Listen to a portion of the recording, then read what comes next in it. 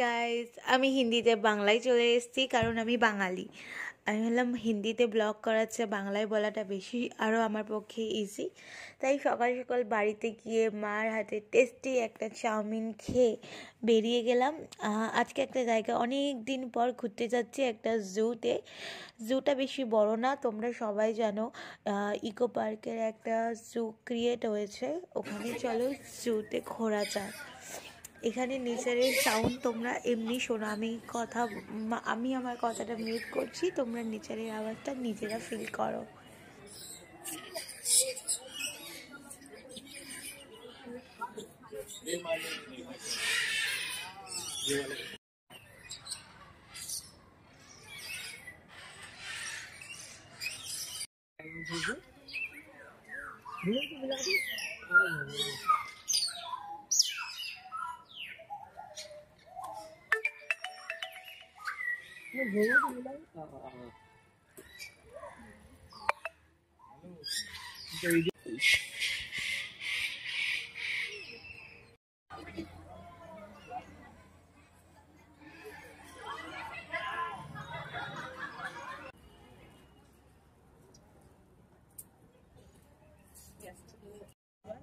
আমার ভিডিওটা দেখে মনে হচ্ছে তো তোমরাও চলে এসছো আমার সাথে।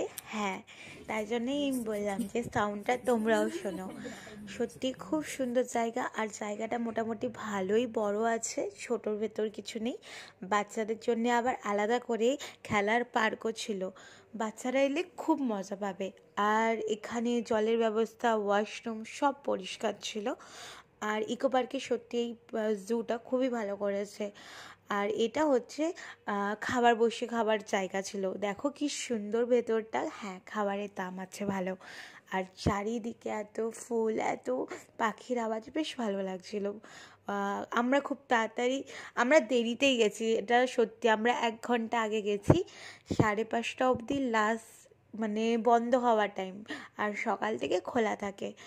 আর এটা হচ্ছে বাইরেটা, কারণ আমি প্রথমে ভিডিওতে বাইরেটা দেখাতে পারিনি, দেরি হয়ে গেছিলো বলে। এটা টিকিট কাউন্টার। আর টিকিট কাউন্টারে পার হেড 50 টাকা করে একটার জন্যে। আর তারপর বেরিয়ে আমি অনেক ভালো ভুট্টা খেলাম, আমার ভুট্টা খুব ভালো লাগে। তারপরে বাড়িতে গিয়ে সিঙ্গারা খেয়ে একটু পেটটা ফাঁকাই হয়ে গেছিলো, তাই সিঙ্গারা খেলাম। আর বোনের খাতা মলাট দিচ্ছিলাম, আর এটা দেখো আমাকে মলাট দিতে দিচ্ছে না, এত জ্বালাচ্ছে। তারপর কি রাতে এবার ডিনারটা করে নিলাম আমার ফেভারিট বিরিয়ানি দিয়ে। ভিডিওটা ভালো লাগলে লাইক করে দিও। Bye bye.